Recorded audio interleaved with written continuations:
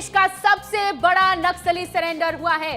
नक्सली देवजी का औपचारिक समर्पण हुआ है। तेलंगाना डीजीपी के सामने नक्सली देवजी ने हथियार डाले हैं। देश के सबसे बड़े नक्सली ने अब हथियार डाल दिया है। ये बहुत बड़ी सफलता सरकार के लिए, जवानों के लिए, क्योंकि जो टारगेट रखा गया था अब वो पूरा हो रहा है। सीसीएम देवजी और सीसीएम संग्राम का सरेंडर, करीब 16 साथियों के साथ आत्मसमर्पण किया है देवजी ने। नक्सल संगठन का महासचिव है देवजी, खूंखार नक्सली माना जाता है। मल्ला राजी का भी सरेंडर हुआ है। इस पूरी प्रक्रिया में खूंखार नक्सली देवजी ने औपचारिक सरेंडर कर दिया है। यह आपको सबसे बड़ी खबर इस वक्त की बता रहे हैं, जहां पर देश के सबसे बड़े नक्सली ने सरेंडर किया है। देवजी का औपचारिक समर्पण, तेलंगाना डीजीपी के सामने देवजी ने हथियार डाल दिए हैं। इसके साथ ही सीसीएम संग्राम ने भी सरेंडर किया है और 16 साथी मौजूद थे उनके साथ, जिन्होंने आत्मसमर्पण कर दिया है। ये बहुत बड़ी सफलता, बहुत बड़ी खबर आपको दे रहे हैं। खूंखार नक्सली था देवजी, और जब एक एक कर नक्सली सरेंडर कर रहे थे तो इंतजार था कि सबसे बड़े नक्सली देवजी कब सरेंडर करेगा या देवजी कब पकड़ा जाएगा। लेकिन अब देखिए तस्वीरें आपको दिखा रहे हैं जहां पर देवजी ने औपचारिक सरेंडर कर दिया। हमारे साथ हमारे सहयोगी संजय ठाकुर जुड़ गए हैं। संजय, बहुत बड़ी खबर है ये, क्योंकि देवजी ने अब सरेंडर कर दिया है, औपचारिक सरेंडर हुआ है। तस्वीरें हमारे सामने हैं, कैसे देखते हैं इस तस्वीर को?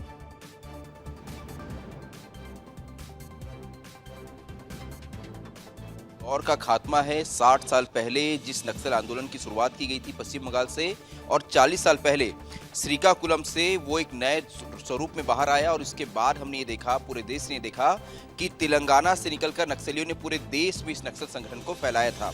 तो आज देवजी, मल्लाराजी रेड्डी, दामोदर और नरसिम्हा रेड्डी के तौर पे उन अंतिम नक्सल नेताओं ने समर्पण किया है जो तेलंगाना से इस पूरे नक्सल संगठन को ऑपरेट कर रहे थे। ऐसे में कहा जा सकता है कि 31 मार्च की डेडलाइन से पहले ही नक्सल संगठन अब लगभग पूरी तरह से खत्म हो गया है। देवजी ही फिलहाल, क्योंकि ऐसा माना जाता है 21 मई 2025 को जब बसव राजू का एनकाउंटर हुआ, उसके बाद देवजी को ही नक्सल संगठन की कमान सौंपी गई थी।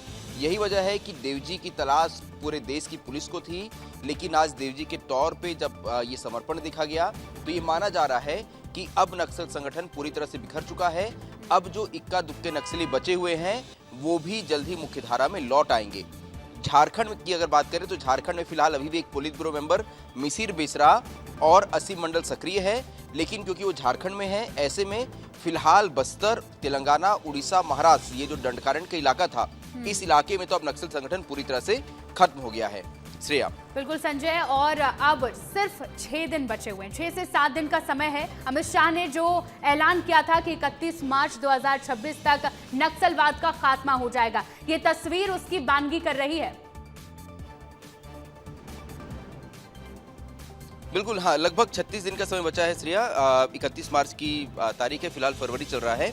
लेकिन एक बात तो तय थी कि जो लक्ष्य तय किया गया था करीब 1.5 साल पहले, सरकार और फोर्स ने इतनी तेजी से उस ओर कदम बढ़ाए कि नक्सल संगठन लगातार बिखरता गया। यही वजह है कि एक वक्त जिस नक्सल संगठन में लगभग बस्तर में ही 5000 से ज्यादा सक्रिय सदस्य थे, उस नक्सल संगठन की संख्या घटकर मात्र 100 के करीब रह गई है। साथ ही जिस सेंट्रल कमेटी में एक वक्त नक्सलियों के 17 से 18 सदस्य थे साल 2024 की शुरुआत में, वो अब घटकर मात्र 3 रह गए हैं। ऐसे में ये बात तो तय है कि नक्सल संगठन जो एक वक्त बस्तर जैसे इलाकों में अपनी पैरेलल सरकार चलाता था, वो नक्सल संगठन अब लगभग अपने खात्मे की ओर है। ऐसे में सरकार ने जो लक्ष्य तय किया था कि नक्सलियों के आर्म्ड कैडर को, यानी हथियारबंद नक्सलियों को 31 मार्च 2026 से पहले खत्म कर देंगे, तो ये अंतिम कमांडर आप मान सकते हैं देवजी को, उस आर्म्ड कैडर का। ये वो अंतिम नेता था जो इस आर्म्ड कैडर को अब तक निर्देश देता आया था। ऐसे में फिलहाल पापाराव केसा के साथ जो बटालियन के लगभग 100 लड़ाके बस्तर में सक्रिय हैं, उन्हें अब दिशा निर्देश देने वाला कोई भी नेता फिलहाल नहीं बचा है। यही वजह है कि माना जा रहा है कि आने वाले 2 से 4 दिन बहुत ही महत्वपूर्ण होने वाले हैं, क्योंकि बटालियन के साथ ही पापाराव और केसा जैसे नक्सली जो हैं वो जल्द ही मुख्यधारा में लौट सकते हैं। क्योंकि अब उनके सामने एक बहुत बड़ा संकट ये है कि जिस नेता के कहने पर, जिस नेता के बार बार आग्रह पर वो लोग जंगलों में रुके थे, उस नेता ने खुद ही अपने हथियार डाल दिए हैं। हम परसों जब ये खबर पहली बार ब्रेक हुई थी, तब से लगातार एक सवाल उठा रहे हैं कि यदि देवजी को अपने हथियार डालने ही थे तो क्या वो वेणुगोपाल राव के साथ ही अक्टूबर में नहीं आ सकता था? यदि वो अक्टूबर में लौटता तो करीब 100 नक्सलियों की जान बच जाती, जिसमें हिड़मा, प्रभाकर, गणेश उइके जैसे बड़े नक्सली नेता भी हैं। यही वजह है कि देवजी की जिद ने लगभग 100 नक्सलियों की जान ले ली। तो बिल्कुल अब संजय, जो अब बड़ी अपडेट पापाराव आप दे रहे हैं केसर क्योंकि जैसे आने नक्सली वाले बचे हैं। 2 से 3 दिन काफी महत्वपूर्ण होने वाले हैं। अब देखना होगा कि इन 2-3 दिनों में और कितने बड़े नक्सली जो है सरेंडर करते हैं। बहुत शुक्रिया हमारे साथ जुड़ने के लिए।